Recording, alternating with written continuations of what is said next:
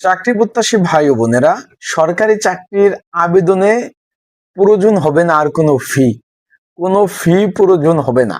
যেমন আপনারা যারা আবেদন করেন, কোনো পদে আবেদন করতে আপনার 250 টাকা, 130 টাকা, 60 টাকা, 500 টাকা, 1000 টাকা, 500 টাকা, বিদ্যুতের নিয়োগে 1000 টাকা পর্যন্ত ফি পর্যন্ত কিন্তু প্রয়োজন হয়ে থাকে। টেলিটকের মাধ্যমে আপনার ফি দিয়ে থাকেন, সেই ফিটার কিন্তু প্রয়োজন হবে না। এখন কিসের প্রেক্ষিতে এটা ফিটা প্রয়োজন হবে না, সেই বিষয় নিয়ে আজকে আলোচনা করব।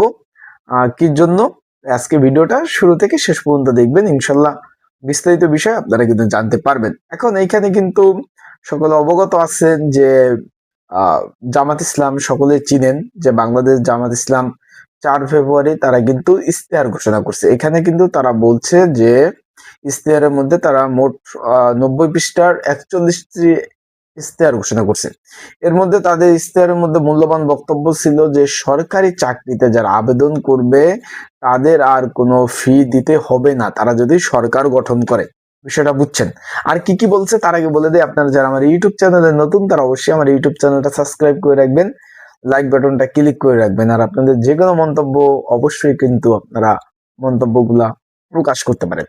এখন এখানে তারা বলছে যে তারা যদি ক্ষমতায় আসে বা সরকার গঠন করে, সেই ক্ষেত্রে সরকারি চাকরিতে কোনো ফি নেওয়া হবে না এবং চাকরি নিয়োগ, পদোন্নতি এবং দলীয়করণ এগুলা সব বাদ দিয়ে তারা মেধার ভিত্তিতে নিয়োগ দিবে।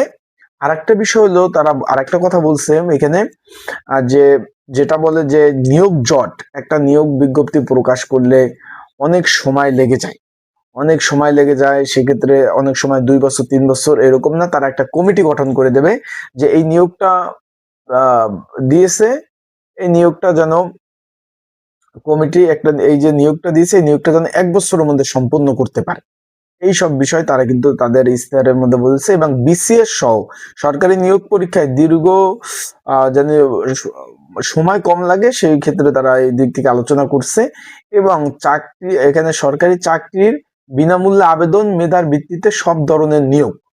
আরেকটা বিষয় হলো তারা এই যে আবেদনের বয়সটাও কিন্তু তুলে দিতে চাচ্ছে, যে এখন যে 32 বছর বয়স পর্যন্ত আপনারা আবেদন করতে পারছেন, এটাও কিন্তু তুলে দিতে চাচ্ছে। এই বিষয়ে কিন্তু আমি আমার ইউটিউব চ্যানেলে একটা ভিডিও আপলোড দিছি, চাইলে দেখে নিতে পারেন। এটা তারা বলছে তাদের ইশতেহারে, যেহেতু 90 পৃষ্ঠা ইশতেহার, মোট 41টি খাতে পরিকল্পনা আর কথা বলছে। যেহেতু আমি চাকরি নিয়ে ভিডিও তৈরি করি, চাকরির তাদের পরিকল্পনাটাই আপনাদের তুলে ধরলাম। আপনাদের মতামত অবশ্যই প্রকাশ করবেন। তারা যে ইশতেহার দিছে কতটুকু সফল হবে বা তাদের মতামত অবশ্যই কিন্তু আপনারা আপনাদের নিজস্ব মতামত কিন্তু প্রকাশ করতে পারেন, কমেন্টস বক্স রয়েছে। তাই ভালো থাকুন, সুস্থ থাকুন, আসসালামু আলাইকুম।